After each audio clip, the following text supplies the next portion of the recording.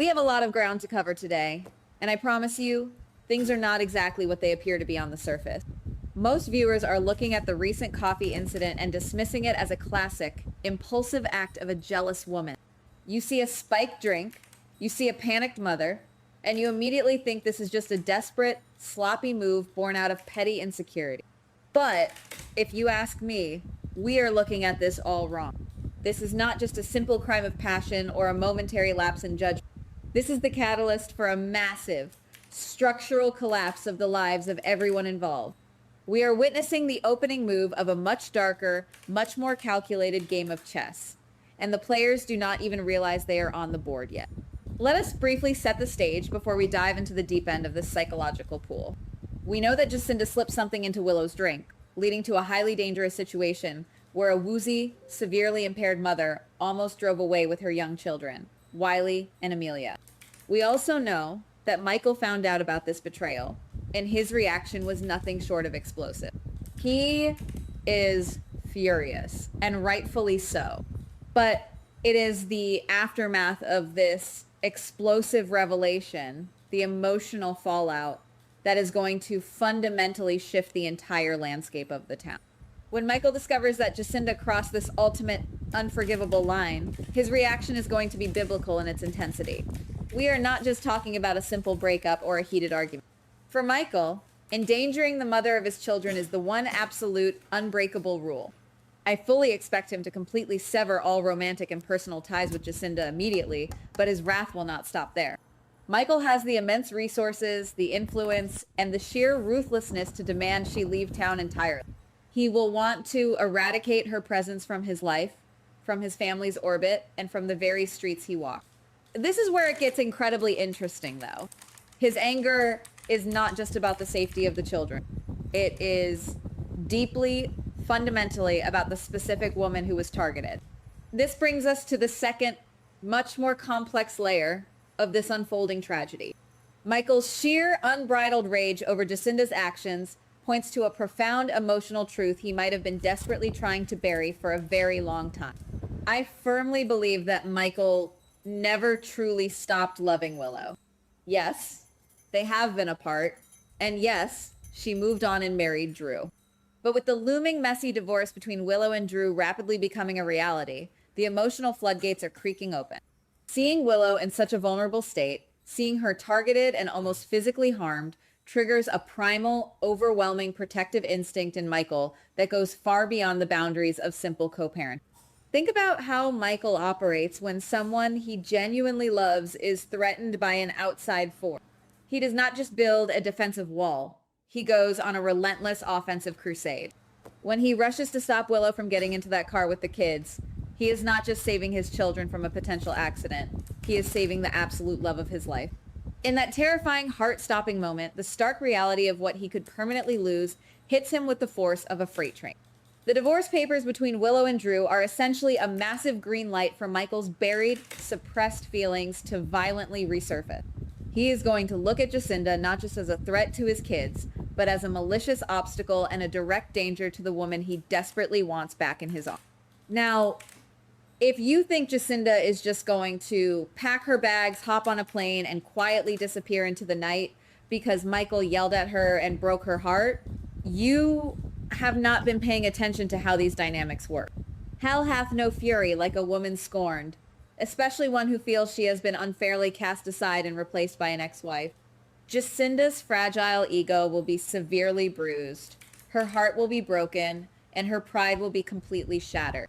Being banished from town by Michael is the ultimate degrading humiliation. She is a woman who craves control and validation, and having both ripped away will ignite a dangerous fire within her. She is not going to retreat into the shadows. She is going to retaliate with everything she has. And to execute that retaliation, she desperately needs an ally. Who in town hates Willow as much, if not exponentially more, than Jacinda does right now? The answer is sitting right in a wheelchair, slowly and secretly regaining his mobility, and plotting his own dark, devastating revenge. Drew absolutely despises Willow. Their marriage has rapidly deteriorated into a toxic, inescapable wasteland of blackmail, betrayal, and deep-seated venomous resentment. If Jacinda goes to Drew, and tearfully reveals that Michael threw her away specifically to protect and defend Willow, she is handing Drew the perfect, most volatile weapon imaginable. Drew will see Jacinda not as a nuisance or a collateral victim, but as a highly motivated, easily manipulated asset. Picture this hypothetical scenario unfolding behind closed doors. Jacinda, desperate, angry, and looking for validation, approaches Drew. She pours out her heart about how Michael ruthlessly betrayed her, how Willow always manages to win no matter what she does, and how they both need to make her pay a severe price. Drew, who has been silently suffering, locked in his own failing body, while Willow actively tried to silence him permanently, will listen with a cold, calculating, and terrifying intensity. He has been waiting patiently in the dark for a golden opportunity to strike back at the woman who tried to keep him paralyzed and helpless. Jacinda is the absolute perfect pawn for him to use to exact his vengeance without ever getting his own hands dirty. But, guys, what if we take this a massive step further into the darkness? What if we are all being completely played by a master manipulator? I have this nagging, persistent suspicion that Drew did not just stumble into this convenient alliance. What if Drew knew about the spiked coffee from the very beginning? Imagine a terrifying scenario where Drew, utilizing his newly regained speech and mobility in absolute undetected secrecy, has been pulling Jacinda's strings all along. He might have subtly and brilliantly manipulated her deep insecurities, planting the toxic seed in her mind that drugging Willow was the only logical way to expose her flaws or get her out of the way permanently. If Drew is indeed the invisible guiding hand behind the coffee incident, this story instantly elevates from a messy, predictable love quadrangle into a brilliant, terrifying psychological thriller. Drew could be letting Jacinda truly believe she is acting entirely on her own free will, fueled solely by her own organic jealousy and desperation.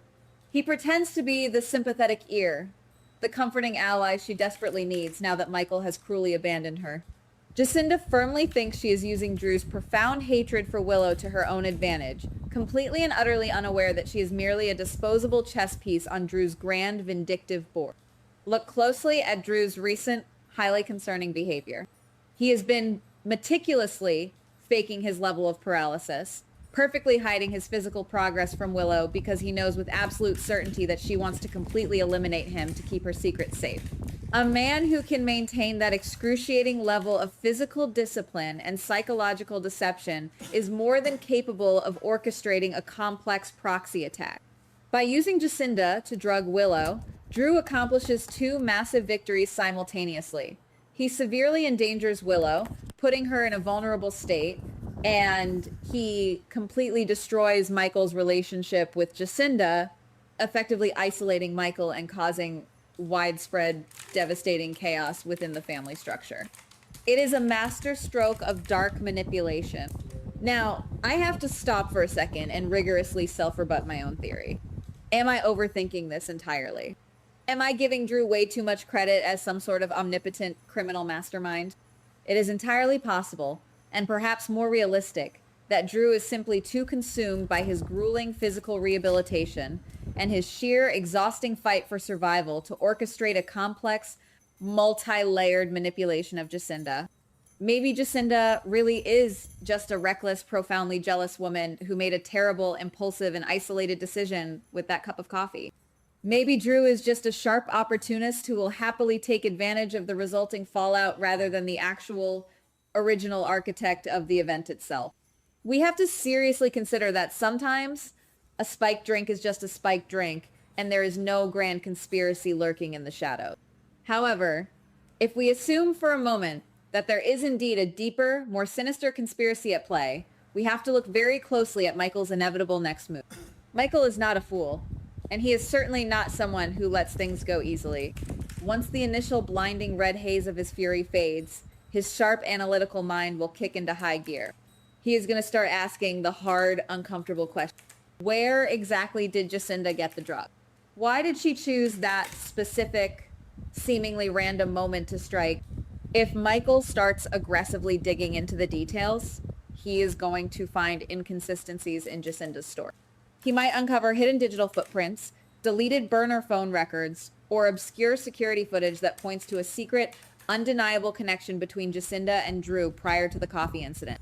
Let us take a moment to deeply analyze Willow's position in all of this, because her psychological state is the fragile fulcrum upon which this entire disaster balances.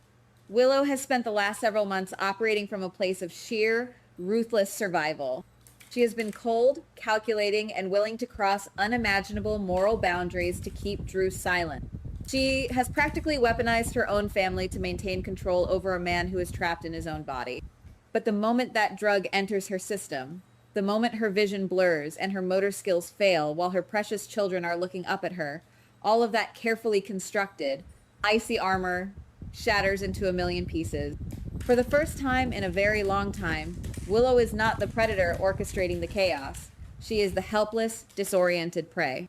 This sudden, violent shift in the power dynamic is going to leave her profoundly traumatized. She will realize that despite all her scheming, despite all her ruthless maneuvering with powerful allies, she is incredibly vulnerable. And when Willow feels vulnerable, she becomes unpredictable. She will inevitably lean on the one person who swooped in to save her from the brink of absolute tragedy, and that person is Michael. This dynamic feeds directly into Michael's deeply ingrained savior complex, a psychological trait that has defined his relationships for years. Michael thrives when he is the protector, the undeniable shield standing between the cruel world and the women he loves. When he sees Willow stumbling, terrified, and unable to protect their children, it validates his internal narrative that he is the only one who can truly keep her safe. Jacinda completely failed to understand this fundamental aspect of Michael's character. She thought that by making Willow look reckless or unfit, she would push Michael further away. Instead, Jacinda's actions inadvertently activated the most devoted, fiercely loyal version of Michael. He will not look at Willow with disgust for almost driving impaired. He will look at her with overwhelming empathy and a burning desire to destroy whoever put her in that position. Jacinda essentially handed Michael the emotional key to unlock his suppressed love for Willow, completely backfiring her own selfish agenda. Furthermore, we have to scrutinize the specific nature of the attack itself. Slipping a drug into someone's coffee is an intimate, deeply invasive act of violation. It requires access, timing, and a terrifying lack of empathy. If Drew is indeed the mastermind behind this, it speaks volumes about the dark, bottomless abyss his soul has plummeted into during his physical confinement. Being locked in his own body, unable to speak or move while his wife plotted his demise, has clearly fundamentally rewired his brain. He is no longer just a man seeking a divorce. He is a wounded, cornered animal seeking absolute, total annihilation of his enemy. If he manipulated Jacinda into administering the drug, he essentially used her as a human weapon, proving that he views everyone around him as expendable collateral damage in his war against Willow. This level of psychopathy is chilling, and it sets the stage for a conflict that goes far beyond a simple custody battle or a messy breakup. It is a fight for absolute survival. As we look at this intricate, tangled web of lies, manipulation, and barely concealed hatred, it becomes painfully clear that this town is sitting on top of a ticking time bomb. Jacinda's impulsive or perhaps highly orchestrated decision to spike that coffee was the spark, but the gasoline has been pooling around these four individuals for months.